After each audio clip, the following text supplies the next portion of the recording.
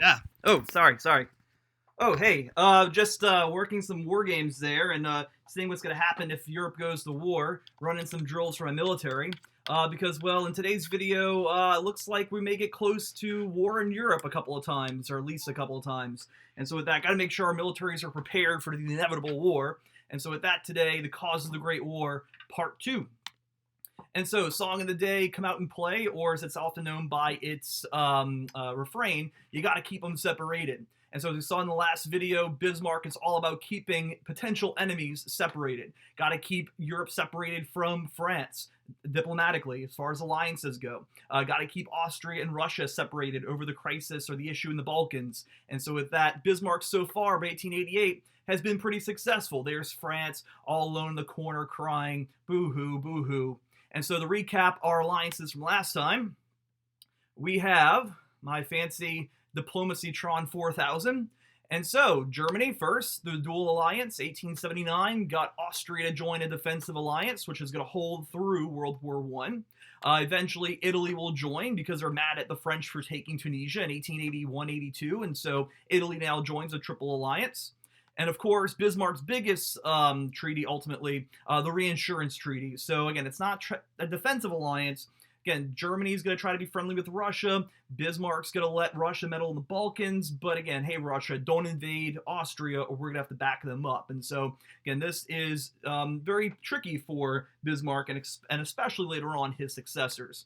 And again, so for Bismarck with Britain, though, hey, look, as long as Britain remains in the neutral column and it's not allied with France, we're good. Again, Britain and France are at odds over colonies in Africa.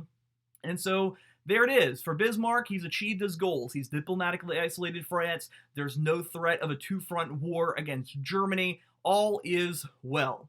And well, however, as I ended with in the last video, things change. Wilhelm I, our Kaiser we had in 1871, dies now in 1888. He's succeeded by his more liberal son, Frederick III, who ultimately will die himself of throat cancer after a couple of months. And again, he doesn't really have the chance to really rule and do the things he wants to do. And all the while, Bismarck is still chancellor. And well, now we have, in the year of 3 Kaisers, our last Kaiser, and the one we're going to have through World War I. And that is that young man right there, Kaiser Wilhelm II.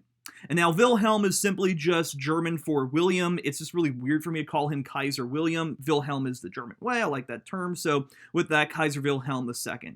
Who, again, back to sort of why personalities matter in history. His personality plays a huge role in things to come.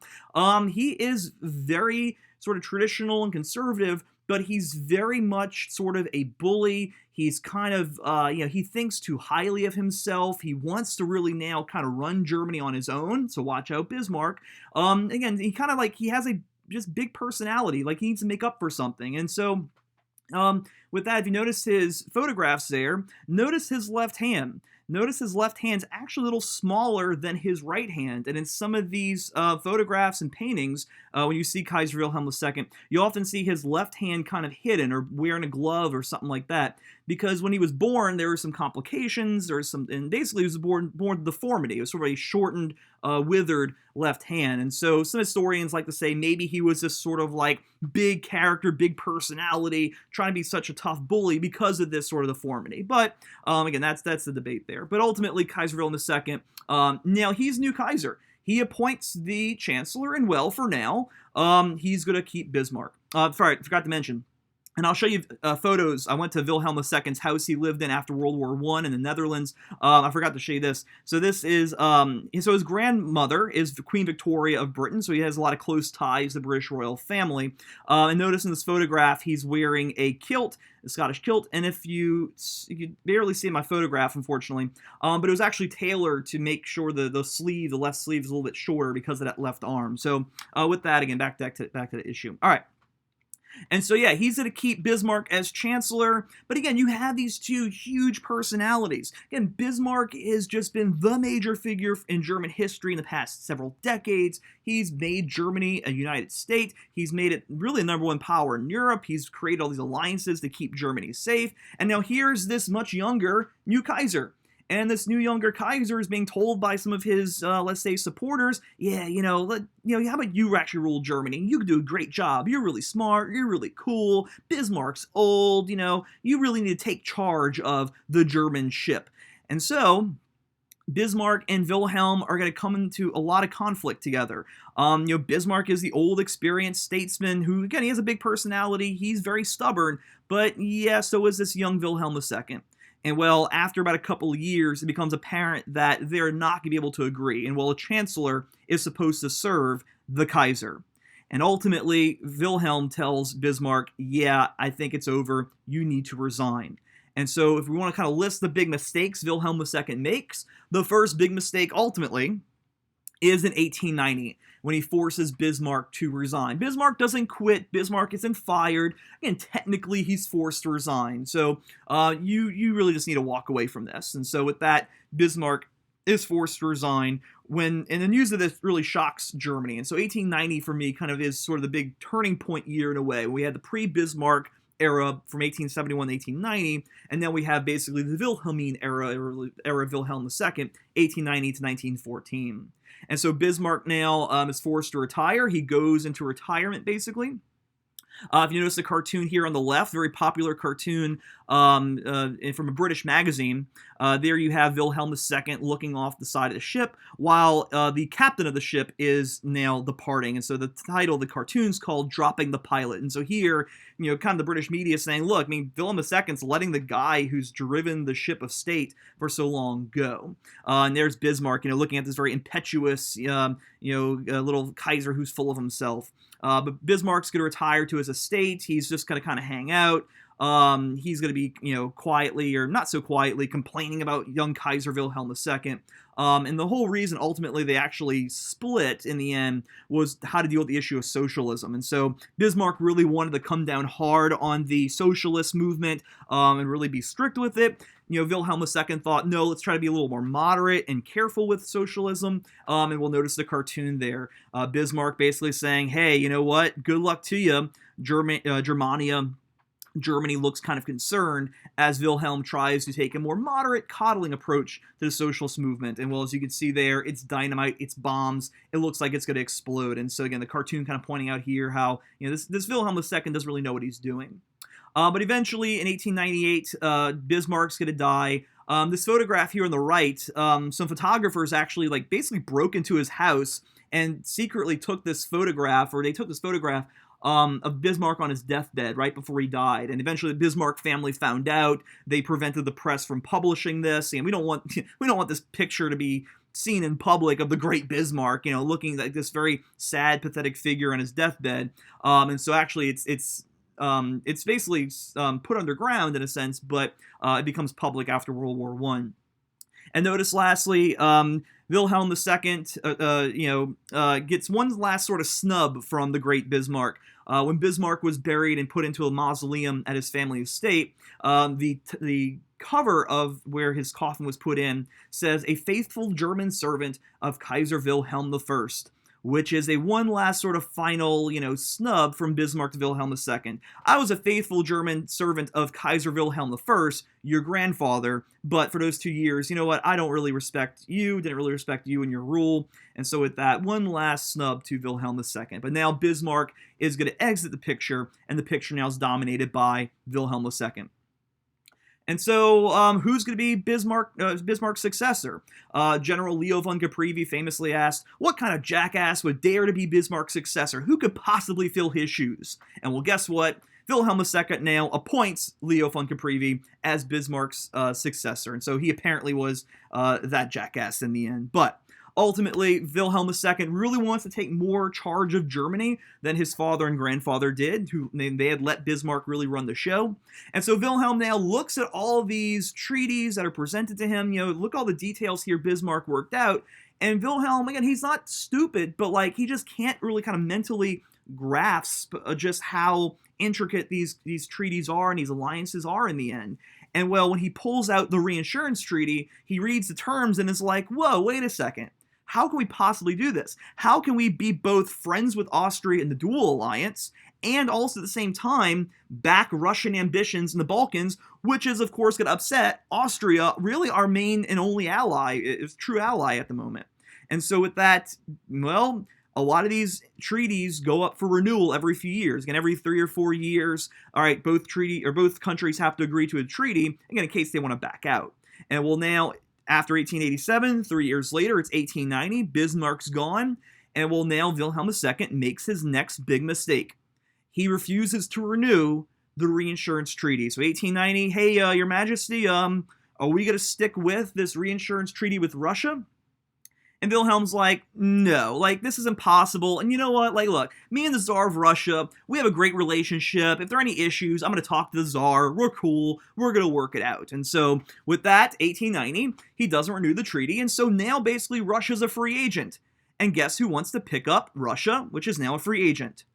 You got it. And well, notice now all of a sudden, Bismarck's goals in a few years completely become undone, or the missions that he accomplished become undone. And now, hey, Russia is free. France is desperate for an ally in Europe. And so by 1894, France and Russia hammer out the Franco-Russian alliance. And really already in 1891, France and Russia started talking. So almost like immediately after this treaty is not renewed, France and Russia begin this new alliance. So notice the cartoon there, the figure representing France in bed with the Russian bear. Here, Le Petit Journal, celebrating the alliance between the French Third Republic and the Russian Tsardom, if you will. But notice, too, this cartoon from an American satire magazine called Puck. You have the French soldier there sort of dancing to the tune of the Russian bear. And so this kind of alludes to the fact that France is going to have to kind of go along with what Russia wants if it wants Russia to remain an ally. Because notice now what this does for Germany. Boom. By 1894, Bismarck's worst nightmare has come true. France now not only has an ally in Europe, but notice, well, hey, this Franco-Russian alliance, it's no secret ultimately who it's geared toward, and that's Germany. So if Germany attacks France, Russia declares war on Germany. If Germany attacks Russia, France declares war on Germany. And so, boom, all of a sudden now, that two-front war for Germany is now a potential reality. And so there goes all of Bismarck's work now in sort of one fell swoop. And when you go to France today, you go to Paris in particular, one of the most famous bridges that spans across the Seine River is called the Alexander III Bridge. Alexander III was the Tsar at the time, and so to sort of celebrate this Franco-Russian friendship, they'll build a bridge in Paris, not very far from the Eiffel Tower, considered one of the most beautiful bridges in Paris, with symbols here, the Russian Tsar there, the double-headed eagle. So there'll be a bridge in Paris, and they're going to also build a bridge in St. Petersburg to celebrate this friendship. I kind of like the scene here. And so basically in the 1890s, to sort of celebrate this growing friendship, a French fleet will sail to the Russian naval base just outside of St. Petersburg, the Russian naval base called Kronstadt, there just off the Baltic Sea.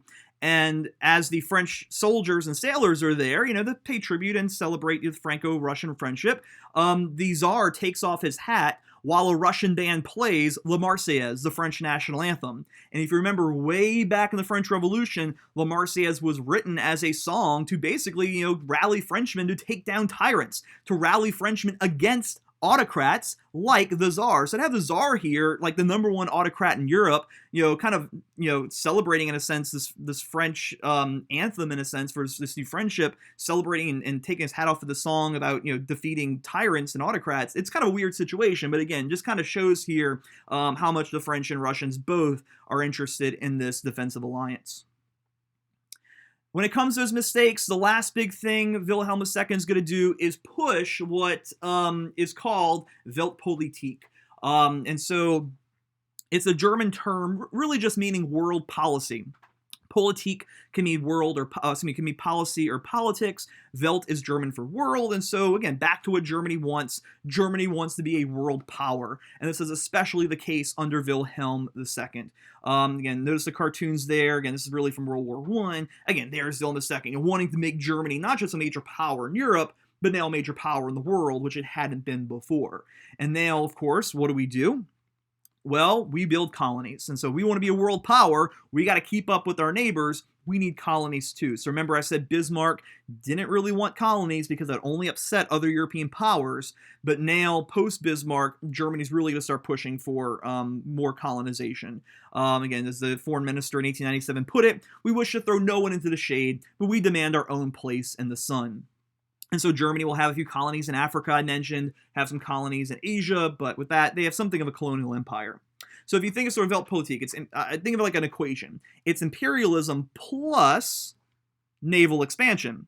And so again, if we were to have a global empire, how do we maintain it? How do we assert our authority in the world? Well, we need to do like what the US is doing and the British are doing. We need to build ships. And so that German naval expansion I've talked about in the last video, again, that is definitely something Wilhelm II is pushing. So back to the building of the German dreadnought style ships. Again, the British trying to keep up with that. So again, this is really going to upset the British.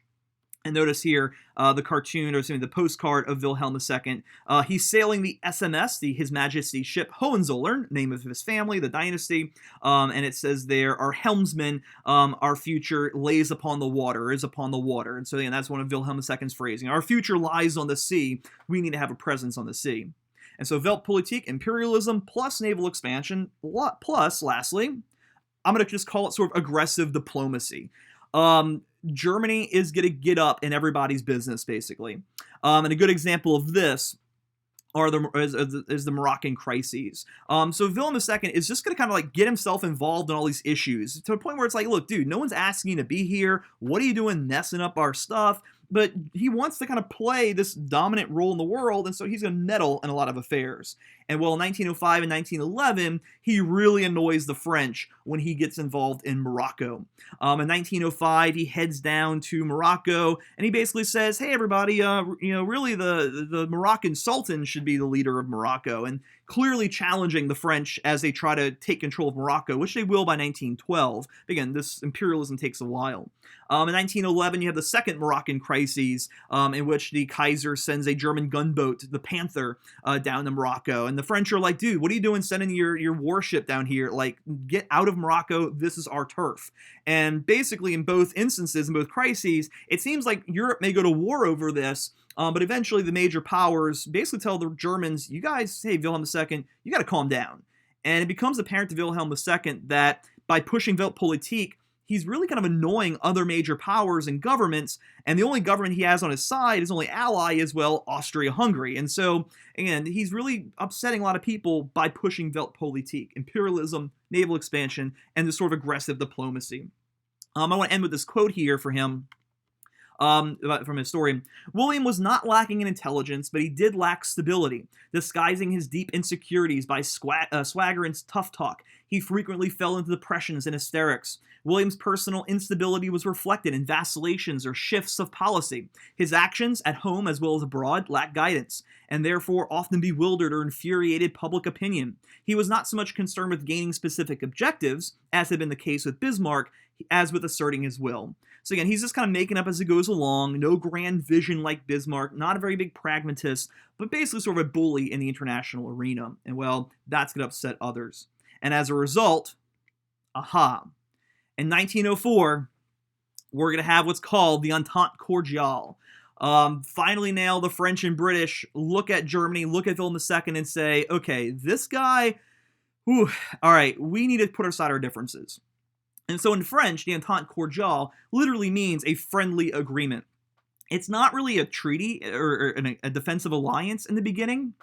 In 1904, what France and Britain do is basically just put aside their differences when it comes to imperialism. Again, they've both been scrambling for Africa. The British sort of building a north to south empire. The French going sort of west to east. And now they realize, you know what? We're both more concerned about Germany right now. Let's now settle those differences. So they settle differences in Africa, but eventually evolves this agreement into an actual treaty. And so notice the cartoon there, Wilhelm II, his sword sticking out of his coat, and there's John Bull representing Great Britain walking off with Marianne representing France. And so he's basically now been snubbed by those two powers who are very threatened much by German aggressive diplomacy and naval expansion. And so France is feeling great. Hey, we got Russia. We got Great Britain in our corner. We have now two allies against Germany. And well, hey, our two allies, Britain and Russia, why don't you guys work out your differences? And so the French government now, really, the Third Republic, really tries to get Britain and Russia to say, hey, you guys have been fighting over Central Asia and the Great Game, over Afghanistan and Persia. Why don't you two guys put aside your differences and work something out like, hey, Britain and France did in Africa? And well, that's what they'll do. 1907, the British now decide to form a similar friendship deal with Russia. Remember, Russia 2 years before, 1905, was just heavily defeated by Japan. And well, if the Russians lose to the Japanese, the British say, are they really that big of a threat in Central Asia? No. And so now London and St. Petersburg start talking, and now they basically work out their differences over Central Asia. So you notice the map here, Britain's going to gain sort of a protectorate over Afghanistan and southern Persia. Russia will have influence in northern Persia. And so, again, they work out their differences, and thus basically completing here the anti-German, if you will, triangle. And so there's where we started with Bismarck's alliances, and now watch what happens. And so with the reinsurance treaty not being renewed, boom, Franco-Russian alliance. The Anglo-French Entente Cordiale. And so there we have it. France now has two powerful allies on its side by 1914. Germany still has Austria. And well, Italy still technically is part of the Triple Alliance. They still renewed it, but it's kind of an open secret by 1914 that Italy can't necessarily be relied upon if push comes to shove. A lot of Italian nationalists want parts of Austria-Hungary where Italians lived or were living at the point. So with that, again, a lot of Italian nationalists are actually now kind of anti-Austrian. So there's sort of the mistakes that Wilhelm II made, and there is now our alliance system heading into 1914. And so we have, on one hand, the Triple Entente. So again, just that Anglo-French Entente Cordiale, the Anglo-Russian Entente, just all together called the Triple Entente. And of course, we have our Triple Alliance on either side. And there are other agreements all on your map. I put the different countries there together, but there's our two alliance systems. So let's turn now to the immediate cause. And so again, just for outline-wise, just put A again, cause immediate. I'm trying to keep this simple, but our underlying cause is militarism, imperialism, alliances, and nationalism. So again, all these things together by themselves aren't going to cause a war. It's causing the foundation for one, but we just need that spark now to light everything on fire.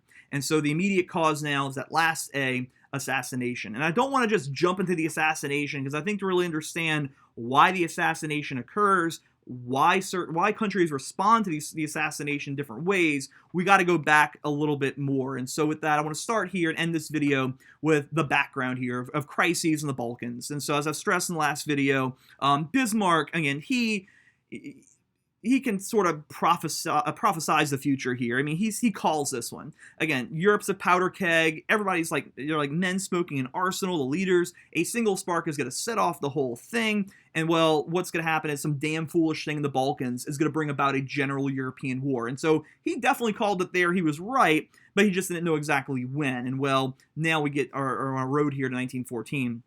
So just a cartoon, all leaders of Europe trying to maintain the lid over the Balkan troubles. So again, you have nationalism. Again, back to nationalism. All these different groups in the Balkans, Bulgarians, Romanians, Serbians, are all going to want their own nation state ultimately. And well, they're going to have different views what those nation states should be. And they often come into conflict. And so with that, when it comes to our crises in the Balkans, the first big crisis is the Bosnian crisis of 1908.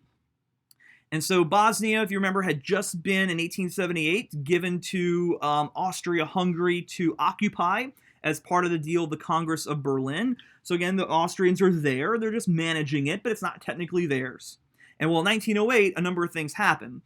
Basically, in the Ottoman Empire in Constantinople, there's a revolution, what's called the Young Turk Revolution. Basically, a bunch of sort of liberal, nationalist-ish minded members of society decide, and politicians decide, you know, we want to have a constitutional monarchy. We don't want the autocracy of Sultan Abdul Hamid II. And so there's a revolution. They overthrow the Sultan. They install a new Sultan as a new constitutional monarch. And so there's all this instability in the Ottoman Empire, which allows now Bulgaria to declare their independence. Remember the Congress of Berlin last video, Bulgaria could remain autonomous, but now under Tsar, and they call their leader Tsar, like Russia, Tsar Ferdinand I, Bulgaria declares their independence from the Ottoman Empire as it's going through all this political chaos.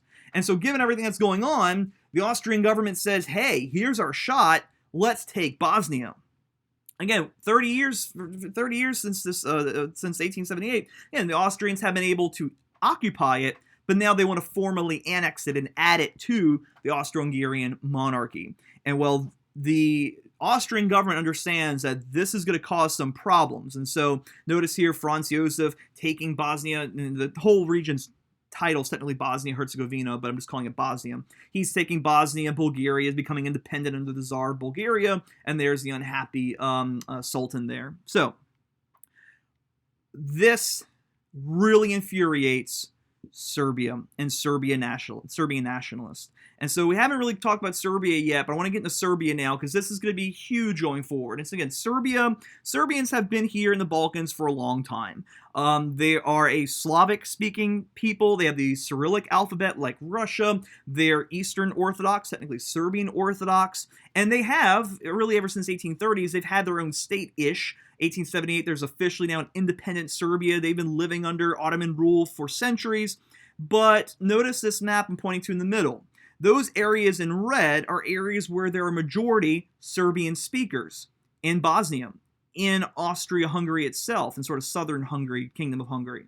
And so if you're a Serbian nationalist, yeah, we have a Serbian nation state, but again, we want all of Serbia underneath, or all Serbians underneath one Serbian government. We even want, Serbian nationalists say, we want a Yugoslavian state. Yugoslav meaning Southern Slav. We want the Croatians here. We want the Slovenians free from Austro-Hungarian control, and we want to have a Serbian-dominated sort of Yugoslav, Southern Slav state. And so notice here on the right, what's sort of the Serbian nationalist dream? Well, the Serbian nationalist dream is to try to control all these Southern Slav areas here. And well, of course, just like Austria stood in the way of Italian unification, Austria stood in the way of German unification, once again, Austria is in the way of Serbian nationalism. And so Serbian nationalists are furious in 1908, because now when Austria actually takes over Bosnia, Austria now, hey, these Serbians are part of our empire now, and so Serbian nationalists are furious. Notice the quote I put on top right. The British ambassador in Serbia reports back to London. Every patriotic Serbian who takes an interest or active part in politics thinks that a Serbian nation is not just including the subjects of the Serbian king, but is consisting of all those who are akin to them in race and language. He looks forward consequently to the eventual creation of a greater Serbia, which shall bring into one fold all the different sections of the nation that are at present divided under Austrian, Hungarian, and Turkish rule. And so Serbia is furious, and well, if Serbia is an Orthodox, Cyrillic-writing, Slavic-speaking country, which major power are they going to turn to? Bingo. And so here's the problem, ultimately. It's kind of a complex situation. I don't want to get into it too much. But the Austro-Hungarian foreign minister tries to actually kind of work out a deal with the Russian foreign minister about this Bosnian stuff. The Austro-Hungarian foreign minister, Arenthal, kind of eventually stabs the Russian foreign minister in the back figuratively. I'm not going to go into details, but ultimately what happens here is a pattern we're going to see in 1914 when World War I breaks out, but in 1908 it works out a different way. And so watch my little laser pointer here. So Serbia calls upon Russia to get Austria to back off Bosnia. Hey, Serbia says, hey, St. Petersburg, tell Vienna that that wasn't part of the deal in 1878. Austria is only supposed to occupy Bosnia. But by now Austria annexing Bosnia, there seems to be little chance Serbia will be able to get those Serbians there. And so, of course, Russia, let's say, hey, yeah, Austria, back off of Bosnia. And Austria, of course, turns to their ally, Germany, and Germany tells Russia, hey, Russia, you guys back off what Austria wants in the Balkans, or we may see where things go. And so Germany kind of threatens war if Russia keeps pushing this Bosnian thing. And again, Russia just lost the Russo-Japanese War a few years ago. They're not really in a position to wage war against Austria and Germany because Serbia is upset about Bosnia. But again, we're going to see that pattern again. Serbia looking to Russia, Russia threatening Austria, Germany backing up its ally, Austria against Russia. But in 1914, the Russian response is not going to be to back down. But right now, we see this pattern developing. And so with that, Serbia now is furious. People take to the streets as Austria takes over Bosnia without any consequences in the end. And then 1912, another big crisis develops, what are called the Balkan Wars. And so these are often forgotten wars in history generally, but they're huge, especially for the Balkans. They're bloody, they're brutal, they're quick, but again, these are devastating wars to the Balkans. And so if you remember, I mentioned how the Italian government looking to expand and build colonies, invaded Libya in 1911. And well, wait a second, the Balkans countries people say, wait a second, the Italians. You're talking about the Italians who lost to the Ethiopians in 1896. The Italians were able to invade Libya and defeat Ottoman forces in Libya. Yeah, remember, I even mentioned 1911, the first use of airplane in combat. The guy dropped some grenades on the Turks. Doesn't cause any deaths, but again, we're already seeing some aerial combat in a way. And so, yeah, so the Balkan countries are like, hey, if Italy can take Libya from the Ottomans, what about these areas in the Balkans the Ottomans still control? And well, it's everybody gang up on the Turks' time. Serbia, Montenegro, Bulgaria, Greece, they all now declare war on the Ottomans. Each of these four countries, I mean, they want to gain something in the Balkans. Again, they want to get the Turks out of the Balkan Peninsula, and they all have their own sort of visions of what their nation state should be. And so everybody gangs up on the Ottomans. Notice the cartoon here, the Ottomans depicted as this sort of evil demon dragon creature, and here are all these, Slavic-speaking Orthodox countries uniting together against their common Muslim Turkish enemy, who they've lived under for centuries. And so with that, of course, the Ottomans aren't able to withstand this sort of united front. But, okay, we defeat the Ottomans, but now what do we do with the turf that they used to control? And notice what's on the right, and this is a huge issue in the 19th and 20th centuries, or early 20th century in particular. Notice how Bulgaria wants this area for what they consider to be their true nation state. And this is the true Bulgarian nation state. That's what we need. That's what we want as a Bulgarian nationalist. But notice how that conflicts with Serbia. Serbia says, no, we are the ones who are supposed to have Macedonia. And notice how the Greeks, too, also claim that Macedonia there is technically part of the proper Greek nation state. And so all these countries have their own visions of what the nation state should look like, and of course they all conflict with one another. And so all of a sudden now, yeah, we were united against the Ottomans, but now what are we going to do? And Bulgaria decides, you know what? We want to try to grab some turf, grab some areas we think should be ours. And so actually in the first Balkan War, it's called, the Bulgarians and Greeks literally race here to the city of Salonika on the Greek coast to try to basically claim it before the other country gets it.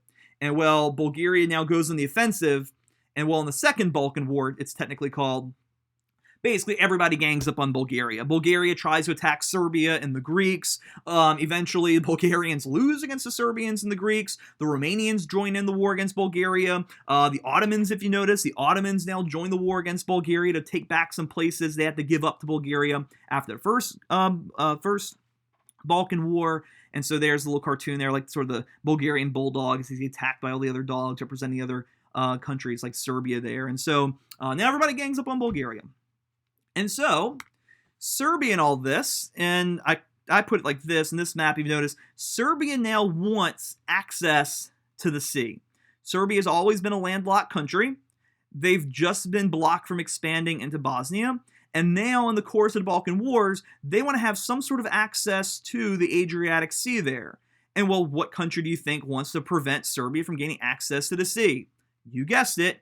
There's Austria-Hungary once again blocking Serbian ambitions. And once again now Serbian nationalists are furious because now Austria-Hungary, there's going to be a big conference to deal with the Balkan Wars, and Austria-Hungary is going to ultimately get what it wants. And the great powers agree, yeah, we don't want Serbia, especially Austria, we don't want Serbia having access to the sea. Again, for Austria, that means the pro-Russia Serbia could give, a base for Russian naval warships. We don't want that. So Austria-Hungary now helps basically get a new country created. And as a result of the Balkan Wars, in what's called the London Conference and other treaties and whatnot, we have a new country now called Albania. So this sort of rounds out our major countries in the Balkans. Albania isn't just created out of nothing. There are Albanian nationalists. Albanians are Muslim. They're sort of Turkish in a sense. But again, they're not Orthodox or Slavics, basically the point I'm trying to make. But now we're going to have an independent Albania there. And so notice what's just happened. Austria's blocked Serbian nationalist ambitions in Bosnia. They've now blocked Serbian nationalist ambitions in Albania. And so there's now our map of the Balkans. Serbian nationalists are furious, and really all those Balkan countries are upset in some way because they haven't gotten really what they've wanted from these wars here. Again, they're all, Bulgaria's upset because they lost what they wanted, and everybody's upset. And so the Balkans by 1914 is a very politically contentious place. Again, it's a powder keg waiting to explode.